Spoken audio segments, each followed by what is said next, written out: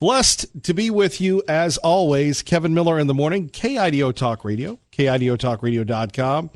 Also on the KIDO Talk Radio app, where you can get us anytime, day or night. You can go to the App Store. You can go to Google Play. You can have a good time. You can find out what we're up to. It's really a blessing to be a part of it. You don't have to go through the third-party people, like Zip, Zap, Zip, Dip, Bip, Bip, Bip. No, you just go to the App Store, KIDO Talk Radio, or Google Play. That having been said, people try to divide us quite a bit in America, right? People will say, well, those are Republican issues. Those are Democrat issues. And if you believe a certain way, well, then you're an extremist. You're a bad person. But there are a lot of issues, primarily here in the state of Idaho, that I believe are nonpartisan issues. And I'd like to share a few of those with you right here on KIDO Talk Radio as I kind of move around everything. What are nonpartisan issues? Well, we haven't talked about this in quite some time. Student loan debt. You remember last week, and we might bring it up again, the story from Channel 7 and then Channel 9 or Channel 6. I really don't know. I mean, they're doing a good job. They're doing such a good job that they use the same stories on different TV stations. But regardless of that, we're not supposed to say anything about that. So there we have it. Not taking anything away, was excellent reporting. And the interview was with the president of Boise State, Melanie Trump. Trump, not Trump. Dr. Trump has come to town. And she, along with the new president of the University of Idaho, are here and they want to be here. And unfortunately for the Vandals, and if you're a Vandal fan, a Vandal alumni, you love your university. It's been a tough time. Been a tough time with the football team winning that bowl game here in the Treasure Valley in Boise, and then going from Division I to Division I AA or FBS to FCS, right? And then you have the athletic director, you have the president, all sorts of things going on, lots of chaos. So hopefully the new president, and I've been here 10 years this week, I think I've been through 3 or 4 presidents of the University of Idaho. And really, when you look at the endowment of the University of Idaho, it blows just about anybody away. I mean, you have a long history there. Great. You know what I'm saying? So there's a lot of history, and there should be someone who gets it. People say, who are your heroes? My heroes are, in the old days, it would be, as a kid, maybe your favorite sports person, maybe your parents, maybe somebody famous, right? Well, to me, the people that are my heroes are the ones that go to work, maybe one job, maybe 2, to support their families and to make a difference. In the triple digits or when it's cold, that's not easy to do. Most of us were playing with our keyboards and we call that work. And, it might be. But my heroes are the people in the middle class, law enforcement, bus drivers, the people that, men, women that are earning extra money by delivering papers at this hour of the day, right? Newspapers, God bless them. Making their way. And I believe that politicians, public servants should be a reflection of their community, right? Take, for instance, the new president at the University of Idaho. He seems like a nice man. He seems very well dressed. Seems like he wants to be in Moscow. Then you have the new president of Boise State doing everything that has helped her come from, the first person in her family to graduate from college, as we heard last week, to being at the liberal University of California systems, to now the president of Boise State University. And we're talking about these folks that are public servants. In my mind, that's what a university president is, a public servant making in excess of $400,000 a year, right? And you're going to say, well, Kevin Miller, you've talked about this before. I don't think that we can talk about it enough when you're thinking about $400,000. That's like the NFL minimum for a player, right? $400,000. Almost $500,000. In fact, I believe Dr. Trump is like at 470, 480. Forgive me if I'm wrong. Almost $500,000. And the Idaho guy, he's like at 410, right? The governor of the state makes $120,000. The mayor of Boise makes $140,000. Now, I know that the government and the city and everything else, they're not in the business to make a profit, right? But on the other hand, at 580-5436-580-KIDO, I mean, how much money do you need if you are, in fact, a nonprofit like a public university? $400,000 seems like a lot of money. By the way, the new president of the University of Idaho, right? Scott Green. There we have it. Big money. Well, Kevin Miller, what's wrong with that? It's a capitalistic system. You should, if you achieve stuff, you do things, but I've got a problem, and I'm not really going to even say anything to you about this. This is my own personal opinion. That a public university, a state university, their president shouldn't be making, 2, 3, however many times more than the governor of the state? Or right here in Boise as well? Well, what's the harm in it? Okay, I'll tell you the harm in it. Tuition continues to go up. And this conversation last week really resonated with me here on KIDO Talk Radio. Tuition continues to go up. Now, many of you say, well, Kevin Miller, that's too bad. You want to go to school, you got to pay. All right, I'm with you. At least when my Netflix subscription goes up, I usually get an added feature.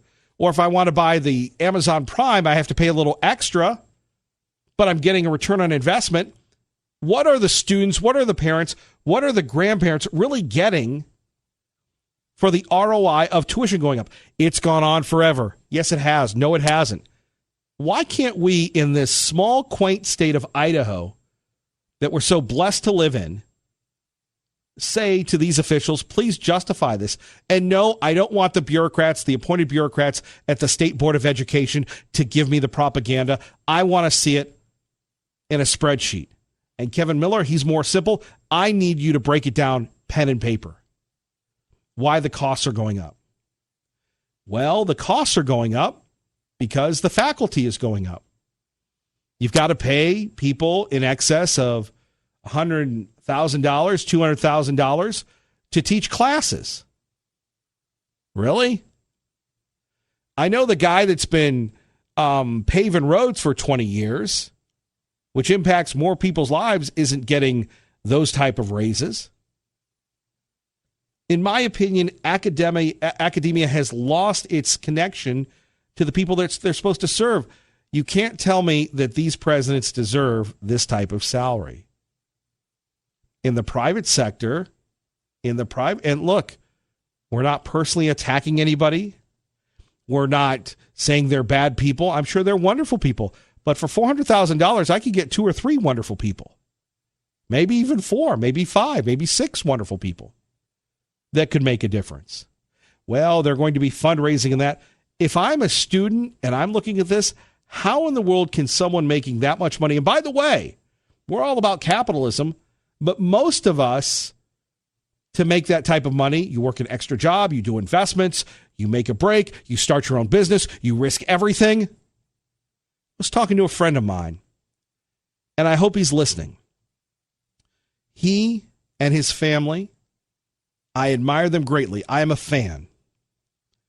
And I have seen, and he's revealed a little of this to me, coming to town, starting a small business, working 70, 80 hours a week to create a community, to create a following, to create customers, a loyal customer base. And then that business expanded into another city. And again, getting people he can trust at great personal sacrifice. And then another city, 3 locations, right? And he's getting ready to do something else, he and his family. And he said, well, I'm really in. I had to make this investment, and there's no guarantee it's going to work. And if that gentleman and his family make a ton of money, God bless him. He did it. He risked it. He earned it. But with all due respect to the people in the collegiate system, look, it's a great gig.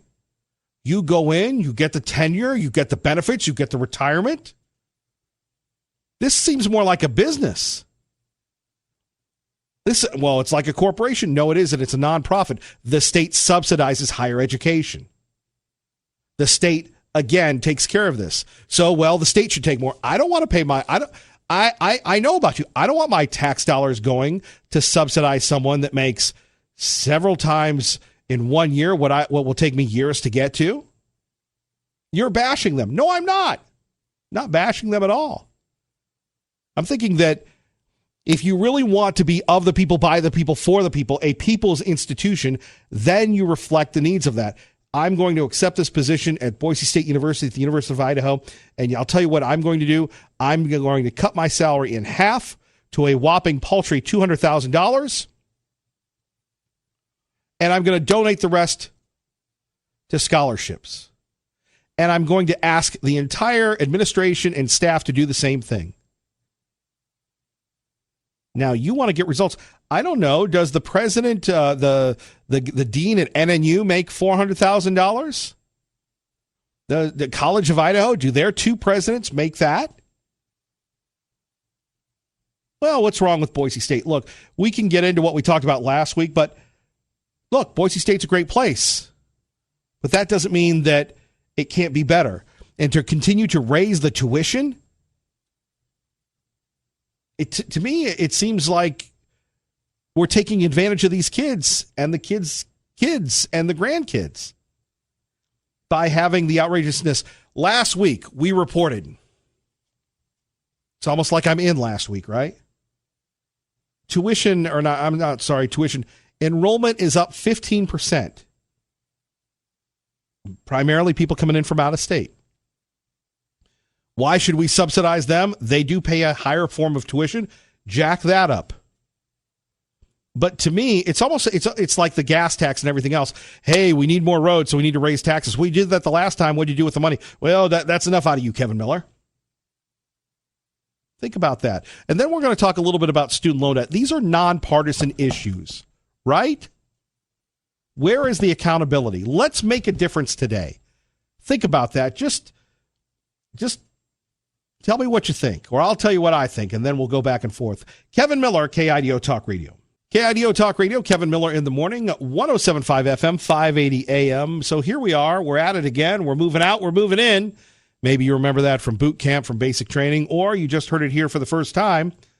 Just talking about nonpartisan issues. So we have the tuition going up, which was announced and the state school board approved. Why, I don't know. To me, just like with everything else, there are people in companies, there are people that have worked at General Motors or Ford or Chrysler or whatever for years, and because they're over 50, they get the boot. Why do they get the boot? Because they're too costly.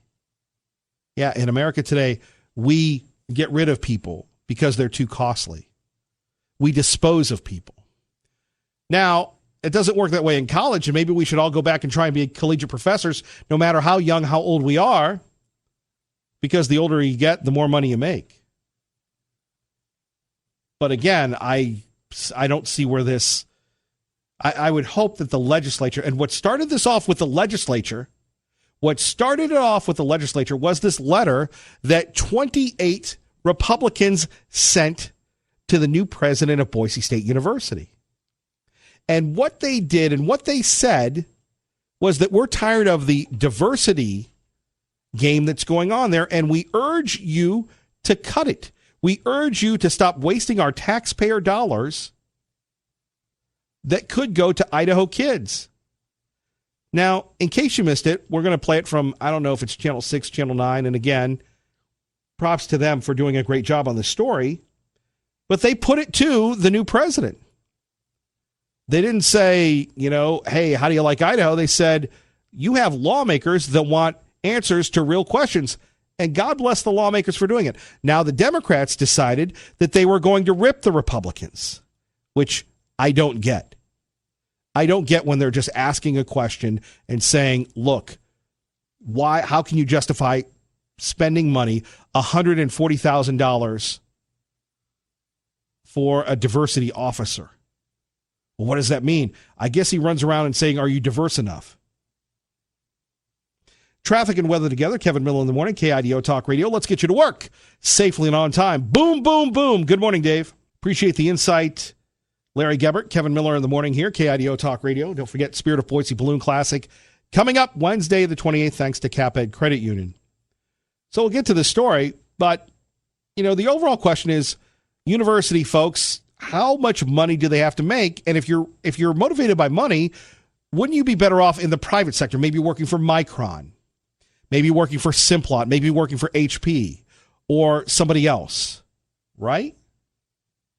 Academia, bottom line is it should be about the kids and the students and making college more affordable. And I would hope, we have a list for the upcoming legislative cycle, and the list will continue to grow. I believe nonpartisan issues, getting rid of the grocery tax, taking a look at how to keep seniors and others in their homes so they don't lose their money because of the property taxes that continue to escalate. Now, a lot of people will go back and forth on this and say eventually the property taxes are going to tank because the property values are overvalued. Okay. We'll see about that. But you really shouldn't lose your home if you're on a fixed income, should you? Well, we out with the old, in with the new. And then we have the further fostering, incubating of the liberal agenda in the colleges. Those are issues that I think everybody can agree on. Again, going back to this issue of repealing the grocery tax, looking at the property tax, and the funding of state universities. Nonpartisan issues. Okay? And coming up next, we'll take a look at that interview concerning the Boise State University's president, her reaction to this. But again, this is what it means to hold our legislators accountable, responsible. And I know what you're saying, Kevin, I got a life, man. Think about this. The next time you're going home from work, or you're like a lot of us, working that second, third job, or you got the kids, we've got to have per capita the most RVs and campers in the United States, don't you think? I was thinking about this. A great show, and I'll probably give ideas to everybody, but good. It's about expressing ideas. It's the First Amendment here every morning. I could see a show where it's nothing more than about RVs and campers and camping and hunting and fishing and, what places, where are the best camp spots and all those sorts of things, right? We get to recreate because we have just this beautiful land filled with natural resources. Imagine one day less in the camper and one day saying to your neighbor or the next time you get a flyer, hey, I'm going to call this number and ask them, hey, what's the deal with the grocery tax? Why wasn't that repealed? Because in 2018, everybody promised to do it and you gave us the Heisman.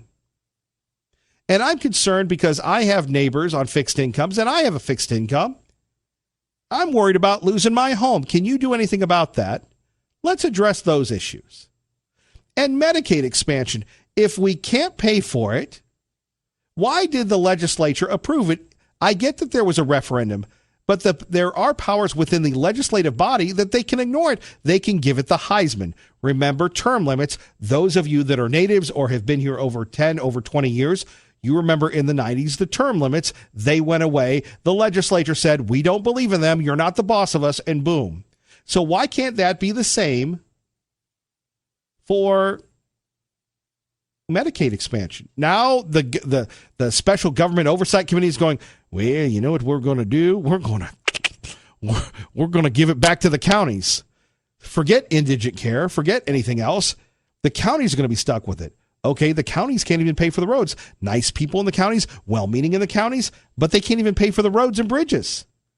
And now, all of a sudden, we're going to make the counties pay for Medicaid expansion. And if the feds, under the libs, or Donald Trump decides to start actually working on the debt and deficit, decides we're going to redo the funding, we have to pick up the rest of that.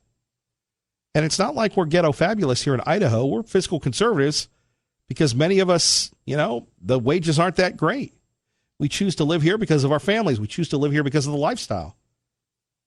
These are all factors that you need to talk to your legislator. And the reason why is because for every cycle, this is the only time that they listen.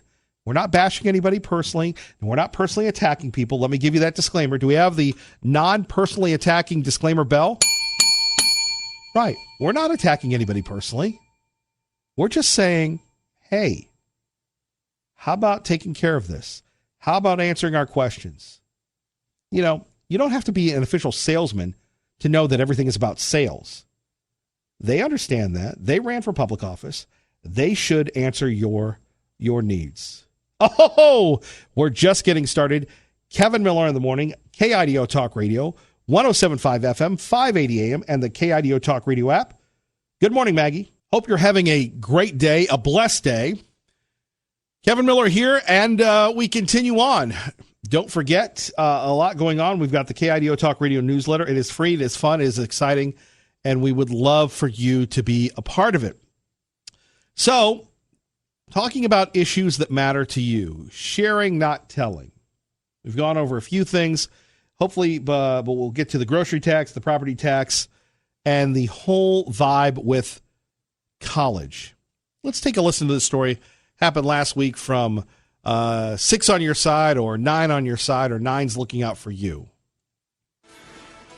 I really want to talk to these people so I can understand better what's at the heart of their concerns, and so that I can share with them things that I know and that we've learned at the university, and also give them a bigger picture. So basically that's Dr. Trump, Dr. Marlene Trump, saying she wants to talk to folks. Now, with all due respect to Dr. Trump, this is a fight that she doesn't have to have. This happened not on her watch.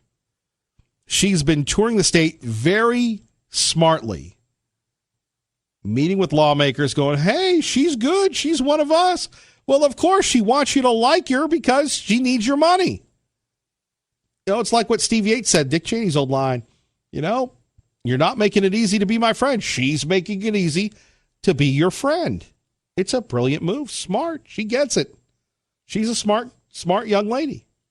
So we have these group of lawmakers that are criticizing BSU's efforts, and again, I love how the press words this, to create diversity and equality on campus.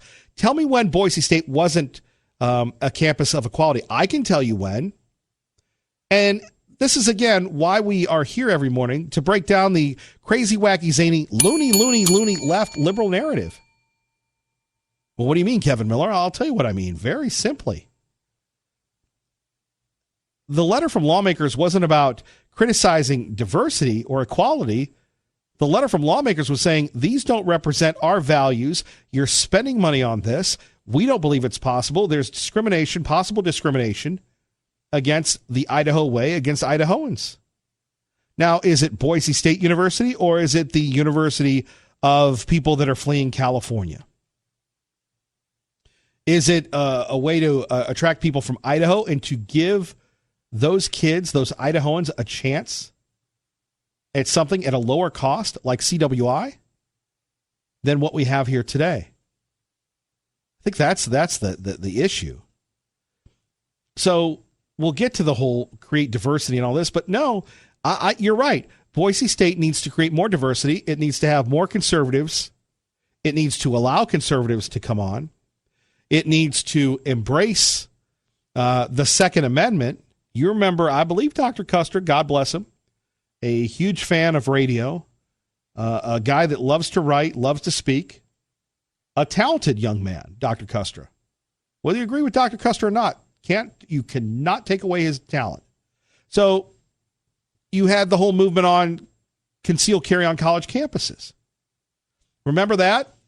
Where you had students at Boise State, they were carrying weapons and they could be prosecuted because they were concerned.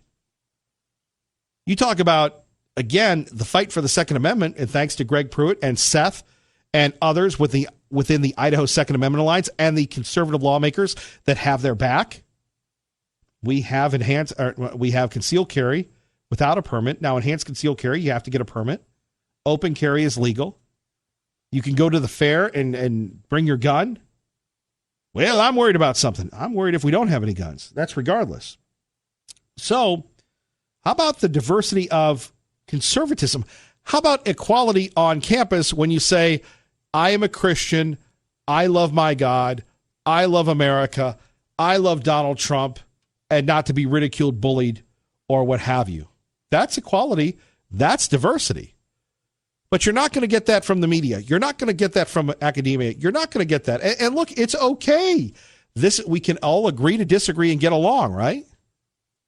They criticized former Boise State interim president Martin Schimpf's efforts toward diversity, equality, and inclusion efforts, stating those efforts do not reflect Idaho values. Our goal should be for higher education, but hopefully we're enticing students of all backgrounds to come because they want that great education. A concern mentioned in that letter was Boise. So, like I said, diversity works both ways. Diversity can be of a conservatism. When Jeff Sessions, much vilified by President Trump, not Trump, spoke about what's going on college campuses, spoke about conservatives being targeted. What was it? A kid at Berkeley got beat up? You have other people that are beat up, that are spit on because they happen to be of a different route than the progressive agenda? You're darn right we need some diversity, and we need some equality. Boise State's support for multicultural student events, including rainbow graduations and black graduations. I think when you start talking race, then that creates a separation. President Trump says that isn't the purpose of those multicultural events. One commencement ceremony is held for all students. She says those extra events are meant to help minority students feel a greater sense of community. So we'll get to that in a minute. And again, we talked a little bit about this last week. It's not a rerun. But why in the world would you have these separate events? You have them across the country. So not only am I going to graduate with everybody else, I'm going to have my own graduation ceremony. Now, let's go back 50 or 60 years ago to the civil rights movement.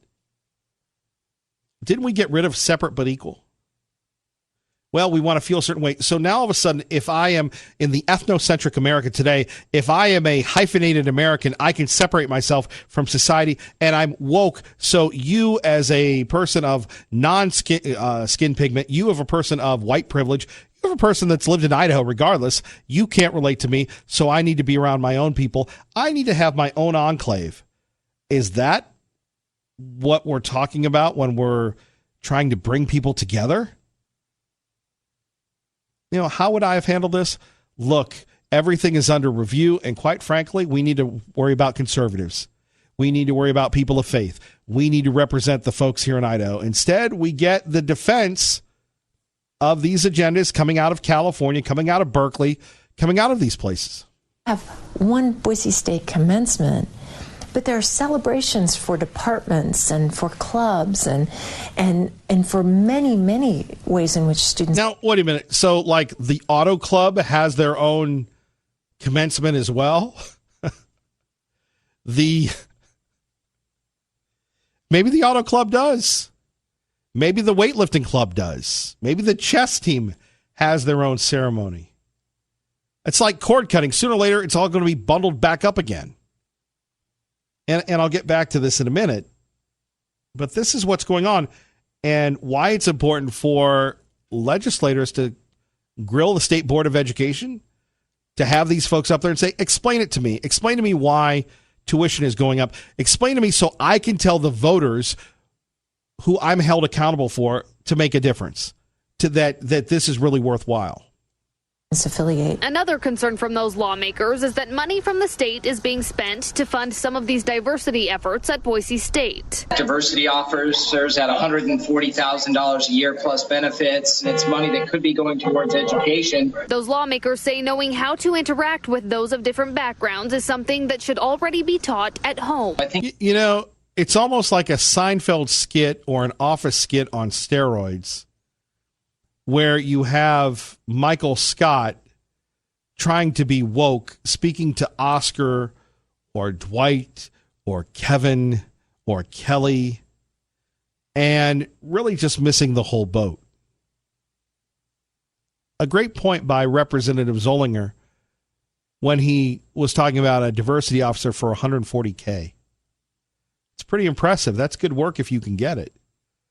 Good work, not only that, but the benefits. And again, you're making more than Governor Little. I think in today's world, knowing how to handle other races and culture is not an issue. President Trump emphasizes the importance of diversity on campus, saying different perspectives create a healthier student population. We need people to be able to work with each other across different landscapes, whatever those landscapes might be. Now, how in the world did we ever survive, black, white, Asian, Latino, before we had the woke world that we live in? How did we survive, really? How did we interact with each other? Well, we put on our chin strap, we buckled up our belt, and we went in and communicated. We didn't need special classes. We didn't need sensitivity training. We didn't need everything else. We didn't coddle people. Well, that society was a lot more abusive. I think it was a lot more productive. And again, this should be right there a top 5 priority of the state legislature, should it not? So it actually benefits our community for us to serve that whole diverse population. And while 28 Republican lawmakers are critical of those diversity efforts at Boise State, other lawmakers support the programs. Their letter was essentially a way to say, we've failed to fund higher education for the last 20 years. And so rather than effectively fund higher education, we're going to tell you what programs you should and shouldn't be doing. Representative Erpelding, a Democratic lawmaker and instructor at Boise State University, says traditional values are and should be that people from all over the country can come to Idaho. We'll finish that in a minute. So you have the House Minority Leader, Matt Erpelding, who we've had on this program in the past.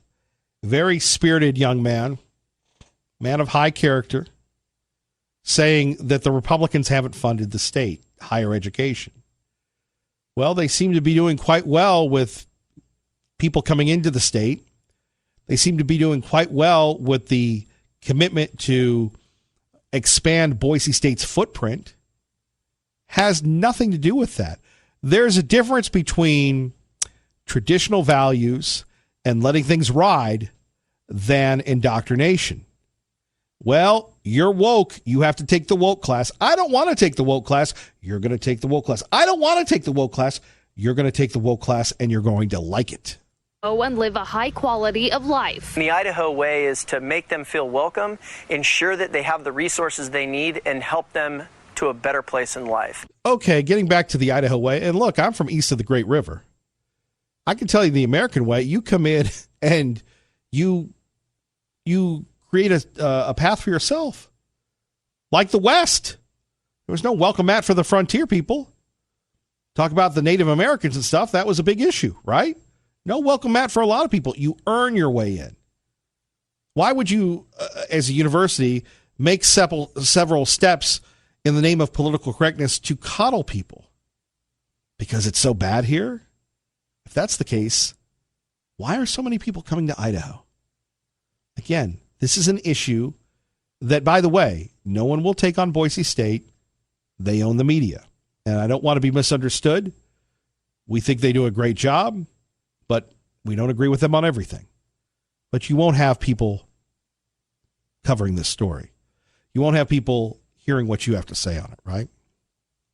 He says diversity is essential to a student body, and multicultural events are a piece of that. Diversifying the different events that we have and providing opportunity for all cultures to share in university life is the responsibility of a public institution. Regardless, both sides of the spectrum have confidence in President Trump's expertise leading Boise State University. I'm hopeful that she'll act appropriately. I have confidence that she will, and that we'll focus on excellence in education, and diversity will follow. She knows that she needs to stay the course and continue to do the things that continue to make Boise State a great university. I don't know. I'm fairly confused after the whole thing. You want to go with diversity? You want to go with equality? We can do that, but that goes both ways, not one way, which is what the libs will report. That's why we're here, giving you the truth, only the truth, the real news. Kevin Miller, KIDO Talk Radio. Rolling on the right side, Kevin Miller in the morning here, KIDO Talk Radio, 107.5 FM, 580 AM. Thank you all for joining us. We appreciate you. A couple stories that I want to share with you. Number one, and you can find these stories on KIDOTalkRadio.com. The idea that we just need to take a look at service animals. How many of you love the service animals, right? Go to Walmart, go to Fred Meyer, go to Albertsons, Winco, what have you. And people have the service animals. You have veterans that have served our country valiantly, that they have their service animal there to give them comfort. And then you have people that go to movie theaters with service animals. You have people that go to the gym with service animals. And usually a service animal is what? A canine, a dog, man's best friend. Well, that's not the case anymore. And I don't know if this might be an extreme example. Maybe, some people say a turtle could be your service animal, or a cat. So there's not a lot. Cats are very shrewd. They look out for themselves. So I don't think that a cat is a service animal. Could be. But what about a miniature horse? Yeah, a miniature horse. Recently, miniature horses were not allowed on airplanes. They were not considered service animals. But now, the Department of Transportation has announced that miniature horses will still be allowed on airplanes as service animals. Now, when you're a service animal, you don't go into the back of the bin and you're not in a crate. You are like sitting or in the aisle, right? And you kind of get scrunched into by people's feet. The agency was reviewing its service animal policy after complaints of passengers abusing guidelines for emotional support animals. Now, flying on a plane is not a fun thing, and maybe because I'm a fatty. I've now reached the point where it's a two-seater. I'm not going to lounge onto somebody else. And, I'm outing myself. I'm woke and I'm a fat man. So flying on a plane, unless you're like my young ward, Jacob, very thin, very slight, and you can move in and out of places, very svelte, it's not a pleasant experience. And even if you're in shape, man, there's no room. They make it uncomfortable. Now they're actually going to have you stand when you're on a plane.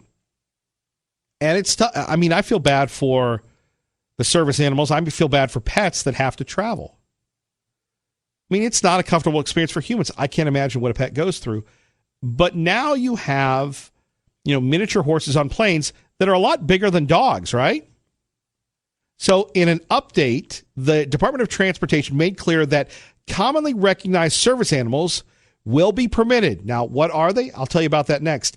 Kevin Miller in the morning, KIDO Talk Radio, traffic and weather together. Good morning, Dave. Thank you, Larry. Appreciate that. So here we have it.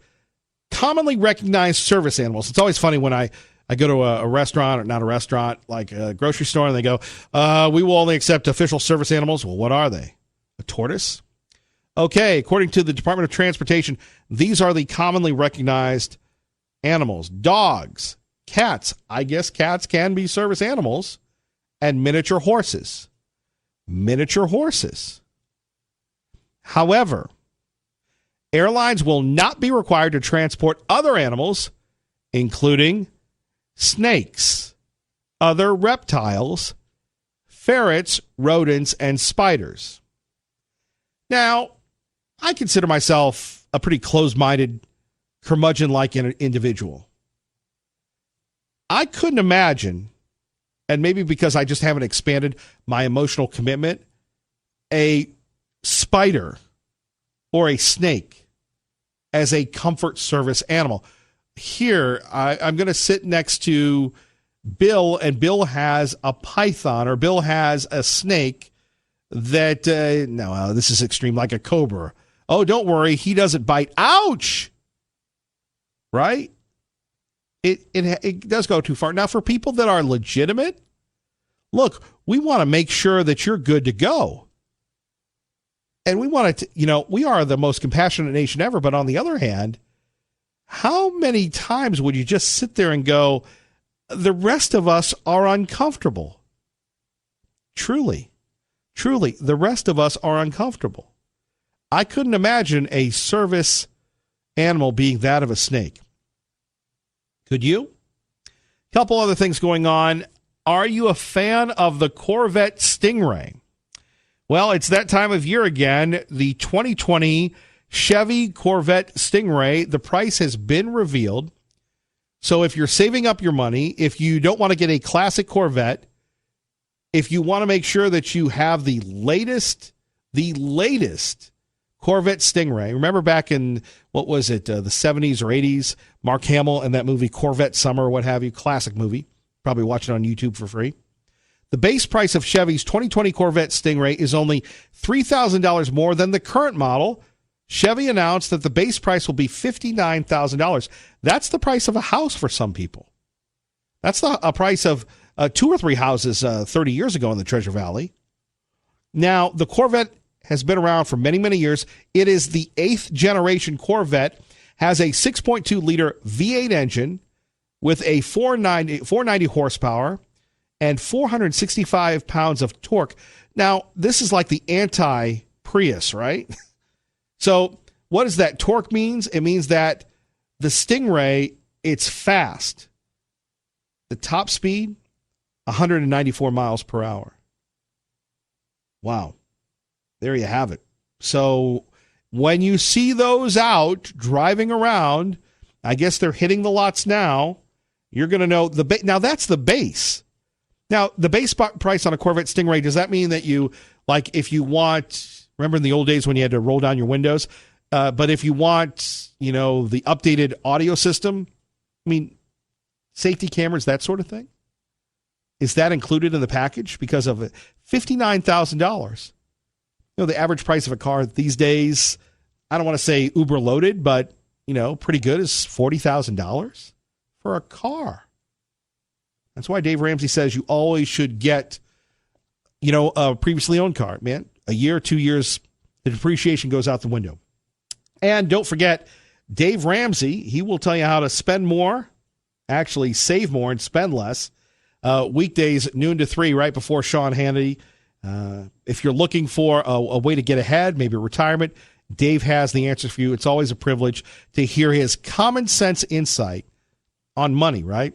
Nonpartisan issues there. I hope you've enjoyed, I don't know if we'll do this again, the nonpartisan hour, cultural hour, if you will. I hope you have.